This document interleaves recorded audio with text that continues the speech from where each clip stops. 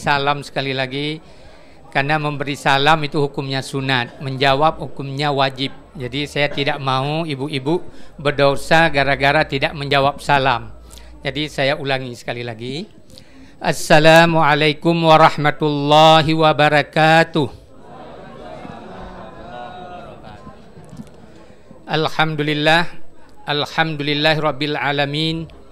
Wa bihi nasta'in ala umurid dunya waddin.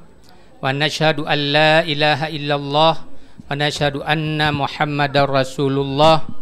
Allahumma salli ala Muhammad wa ala alihi wa ashabihi ajma'in. Amma ba'd. Bapak Ibu hadirin hadirat rahimakumullah, sebelum presentation tentang Ashabul Kahfi Islamic Center, saya ingin memperkenalkan diri saya bersama dua orang teman yang datang dari Sydney kemarin. Yang pertama, nama saya seperti yang disebutkan oleh pembawa acara tadi adalah Khalidin Yaakob. Kemudian bersama saya ada Al-Ustadz Dr. Andes Mukhlis Abdi. Beliau berasal dari Jakarta. Artinya kita datangkan dari Jakarta selama Ramadan, mendampingi kita di Ashabul Kahfi di Sydney dan di beberapa majelis ta'lim yang ada di Sydney. Dan kemarin kita hadir ke sini khutbah di tempat kita di, saya nggak tahu apa namanya itu, di Maghrib, karena saya dengar di sini nggak boleh salat Jumat lagi buat sementara. Mudah-mudahan kita mundur selangkah untuk maju insya Allah. Yang ketiga, bersama saya Al-Ustadz Firdaus Muiz. Ya, beliau sebagai ketua dakwah di Ashabul Kahfi Islamic Center dan juga sekaligus ketua musalla di Ashabul Kahfi Islamic Center. Saya mohon maaf, saya mengambil kesempatan sedikit sebelum acara kita yang inti, yaitu ceramah yang akan disampaikan oleh Al-Ustadz Mukhlis Abdi. Saya ingin ambil sedikit waktu untuk menjelaskan apa sebenarnya Ashabul Kahfi Islamic Center itu. Ya, di situ kita lihat Ashabul Kahfi Islamic Center Fundraising Day Melbourne, karena tadi malam kami bersama SAS melakukan pengenalan terhadap Ashabul Kahfi, dan 2 minggu sebelum itu di Sydney pada tanggal 28 juga kita melakukan fundraising fundraising iftar di Lakemba, di LMA Hall Center di Lakemba. Ashabul Kahfi Islamic Center adalah sebuah non-profit organization yang didirikan pada tahun 1998. Yang fokus kita adalah untuk masalah pendidikan. Kita punya komitmen untuk kesempurnaan pendidikan dan kebudayaan yang sesuai dengan Islam. Terutama kita di Australia, apakah di Sydney atau di seluruh Australia, kita tahu bahwa anak-anak kita tidak mendapat pendidikan agama Islam secara formal. Kalaupun ada di beberapa sekolah pelajaran scripture, dan itu memang tidak sebanding. Kemudian pada tahun 2006 kita mendirikan, itu pertama kita dirikan language school, Ashabul Kahfi Language School.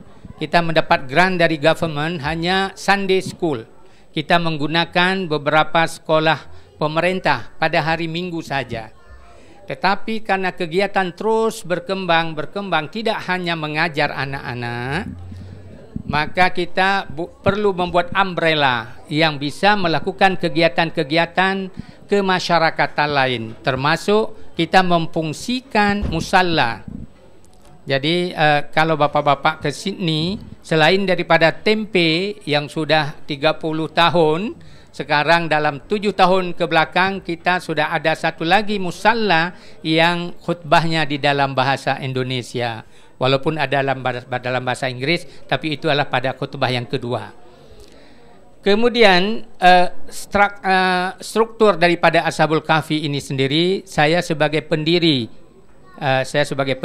Ashabul Kahfi, kebetulan Bapak Ketua nggak bisa hadir, bersama saya di bidang dakwah Saudara Al-Ustadz Firdaus Muiz.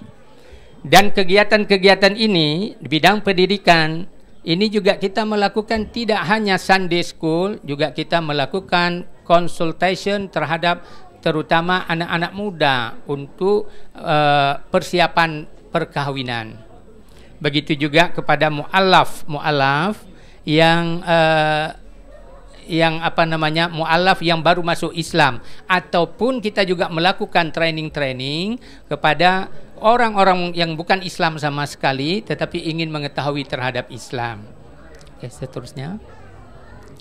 Ini adalah sebahagian daripada kunjungan itu yang di sudut sana, itu kunjungan daripada Imam Masjid Al-Muhajirin Singapura, karena kita pada tahun 2000 melakukan exchange program. Kita ambil anak-anak kita yang sekolah di Ashabul Kahfi, kita bawa ke Singapura selama bulan Ramadan 10 hari, kita tempatkan di rumah-rumah orang-orang muslim. Kita bekerja sama dengan MUIS. Kemudian di siang hari mereka dicampurkan dengan remaja dan pemuda Singapura, memberikan training terhadap keislaman dan terhadap kepemimpinan. Ini adalah kunjungan balik. Kemudian seterusnya, ini di dalam kelas di Punchbowl Public School. Salah satu, karena pada tahun itu kita belum punya tempat, kita hanya menggunakan 4 public school waktu itu. Punchbowl Public School, Marrickville West Public School, kemudian Karimbah Public School, dan Hassan Grove Public School. Terus, kemudian ini adalah vision kita. Bagaimana, karena Sunday School saja itu belum lagi memenuhi, karena kita tidak adil kepada anak-anak kita, terutama bapak-bapak, ibu-ibu yang besar kita di Indonesia. Kita setiap hari diantar oleh orang tua kita ke madrasah kalau kita sekolah pagi, atau sebaliknya kalau kita sekolah sore, paginya diantar ke musalla, ke madrasah, ke surau. Sementara anak kita di sini, orang tua kita mendidik kita, memberikan pendidikan agama lengkap setiap hari. Tetapi kita tidak memberi kesempatan yang cukup kepada anak-anak, itu hanya seminggu sekali. Maka kita merencanakan untuk mengestablish, untuk mendirikan sekolah Muslim yang dikelola oleh orang Indonesia. Insya Allah kalau ini berhasil, merupakan the first Muslim school, Indonesian Muslim school di Australia. Insya Allah. Saya pikir why not? Kenapa tidak? Karena kalau kita lihat di New South Wales saja itu ada 15 public school, sekolah-sekolah Islam, tetapi satu pun tidak ada yang dikelola oleh orang Indonesia atau orang Muslim yang berasal dari Melayu. Ini saya pada koran Reformasi pada tahun 2001 pernah diwawancara oleh wartawan tentang apa rencana kita. Apakah cukup dengan Sunday School? Saya katakan waktu itu kita ingin mendirikan sekolah Muslim yang full time. Oke, terus. Kemudian alhamdulillah pada tahun 2003 kita membeli sebuah properti ini. Ini properti ini kita beli yang modal dasarnya kebetulan saya juga kebetulan ditunjuk oleh Prime Minister, ditunjuk oleh Premier di Malaka, Ketua Menteri Malaka sebagai Ketua Dunia Islam Dunia Melayu. Kemudian dalam sebuah seminar di Malaysia pada waktu itu Dr. Mahathir mau step down pada tahun 2003. Kebetulan saya diundang sebagai mewakili dari Australia. Kemudian di situ saya coba propose rencana kita. Alhamdulillah Dr. Mahathir mengirimkan sebagai motivasi 20.000. Coba ini usahakan cari tempat. Dan tempat ini alhamdulillah kita sudah beli pada tahun 2003. Kemudian seterusnya tempat itu kita lakukan kita lakukan kegiatan-kegiatan yang tidak hanya sekolah madrasah. Di situ juga kita lakukan Ramadan Islamic Intensive Course. Tahun ini sudah yang ke-11. Jadi setiap Ramadan kita melakukan pesantren kilat lah. Kalau di Indonesia disebut pesantren kilat. Yang menjadi instruktur bukan hanya dari kalangan masyarakat kita Indonesia, tapi bermacam latar belakang, bermacam profesi dan dan bermacam nationality. Kemudian seterusnya pada tahun ini terus kegiatan-kegiatan di dalam Ramadan Islamic Intensive Course. Terus ini adalah rumah yang kita beli itu, kita bangun pada tahun 2006 itu kita bangun di belakang supaya di belakang itu bisa kita gunakan surau atau musalla. Jadi alhamdulillah sampai dengan sekarang dari tahun 2006 sampai sekarang kita sudah melakukan salat Jumat di situ. Seterusnya kemudian kita juga melakukan kegiatan-kegiatan manasik. Kita tidak mengurus orang pergi ke haji, tapi kita membantu jamaah yang mau pergi haji. Melakukan manasik di musala, terserah jamaah itu mau join dengan grup apa saja, tetapi di musala kita melakukan manasik for free, manasik kepada siapa saja yang mau join. Seterusnya ini kegiatan-kegiatan outdoor yang dilakukan oleh instruktur yang yang untuk memberi motivasi aktivitas kepada anak-anak remaja kita. Seterusnya, dan ini adalah aktivitas Ramadan Islam Intensif pada tahun 2011 yang tahun yang lalu. Next. Ini pada tahun 2009 kita lakukan fundraising dinner pertama kita lakukan untuk menyelesaikan properti yang tahun 2003 kita beli. Alhamdulillah pada malam itu terkumpul dana pas untuk pengembalian semua pinjaman karena kita beli properti yang pertama berjumlah 378.000,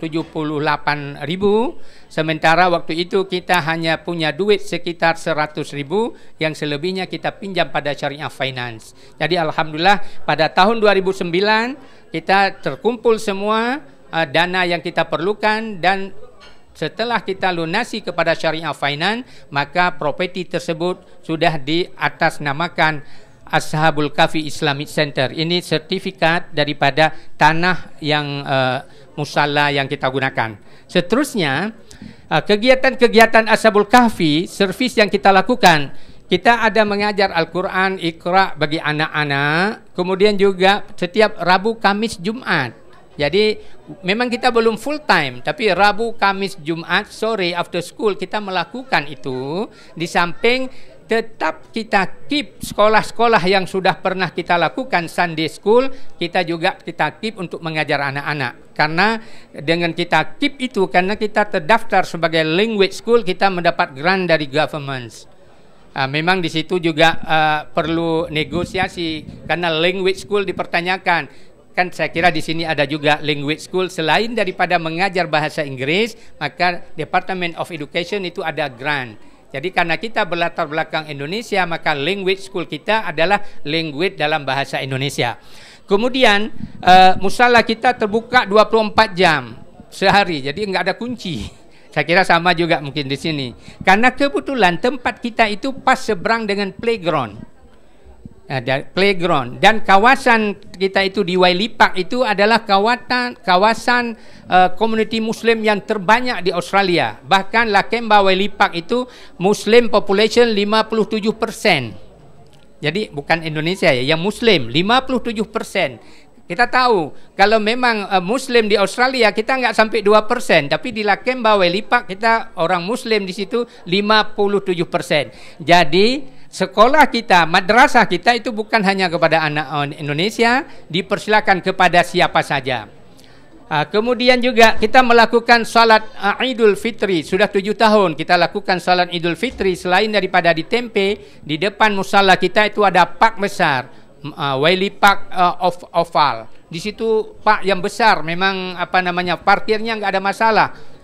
Karena kita di mana-mana, saya kira tidak hanya di Sydney, di sini juga persoalannya masalah parking. Tapi alhamdulillah nanti ada denahnya gitu. Kita ada parking, seberapa saja boleh parking karena parking diperuntukkan untuk park itu dan pas di depan musala kita.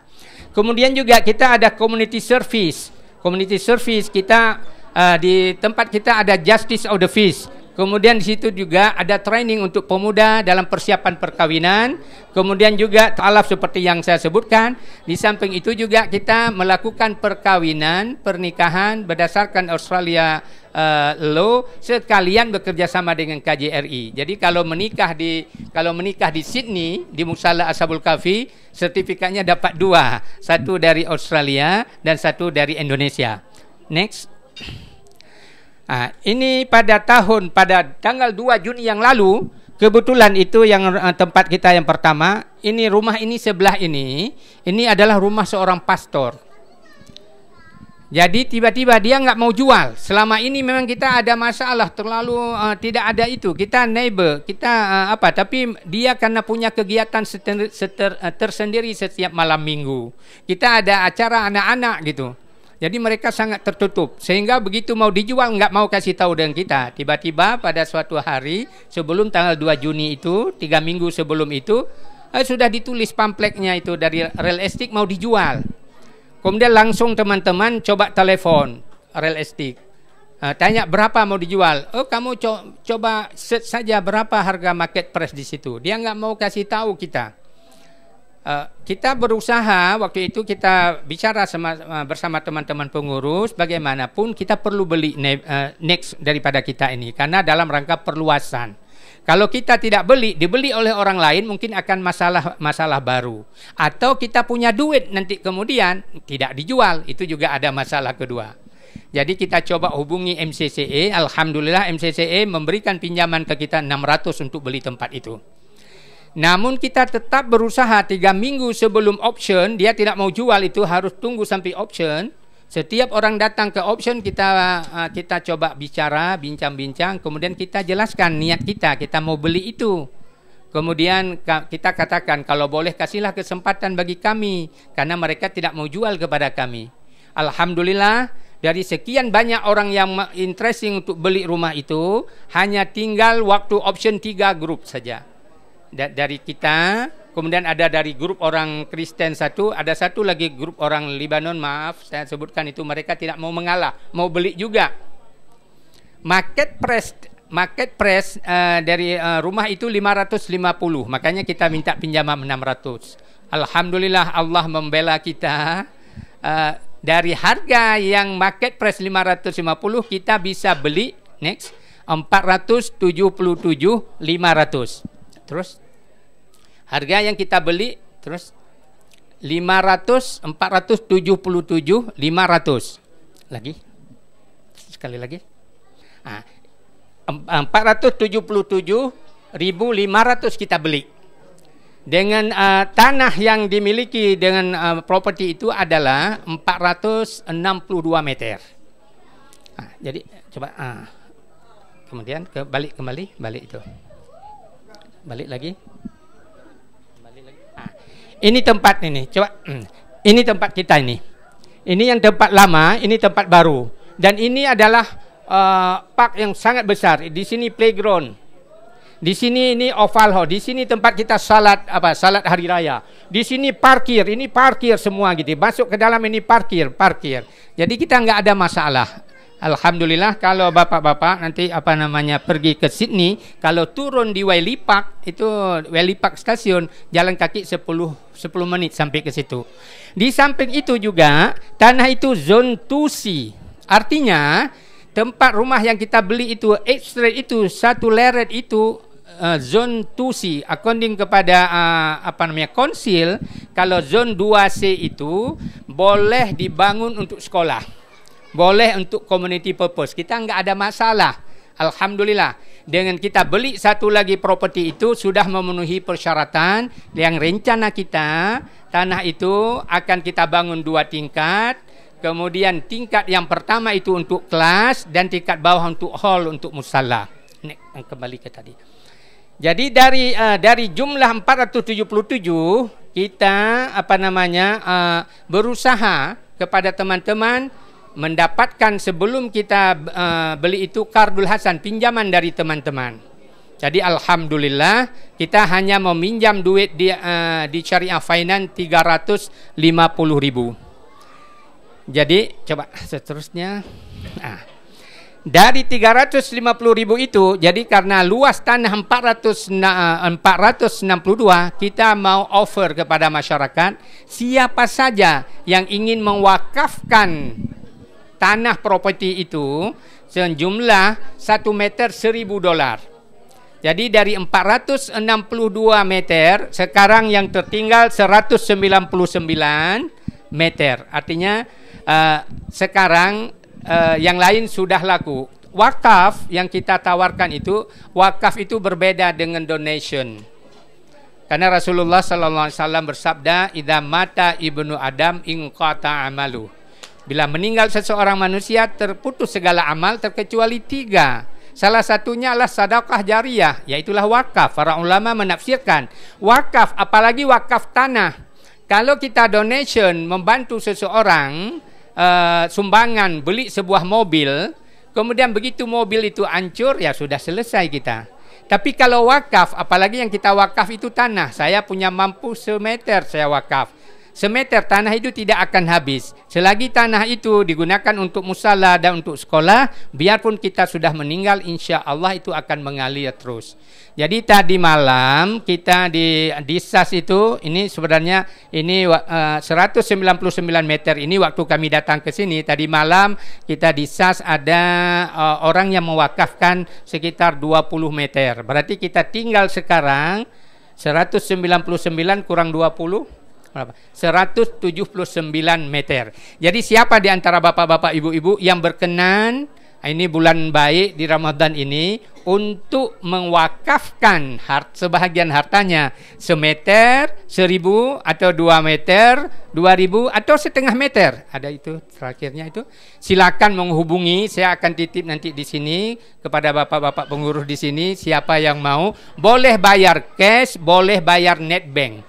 Tidak perlu, kalau tidak ada cash mau bayar lusa ataupun bulan depan, silakan saja gitu dicicil. Tapi ingat, tatkala wakaf itu sudah habis, kami tidak akan bisa tambah lagi. Sekarang tinggal 179 meter. Kalau nanti, karena kalau sudah orang wakaf itu nggak bisa double wakaf, karena itu sudah ada yang punya. Jadi saya kira inilah Bapak Ibu, silakan Bapak-bapak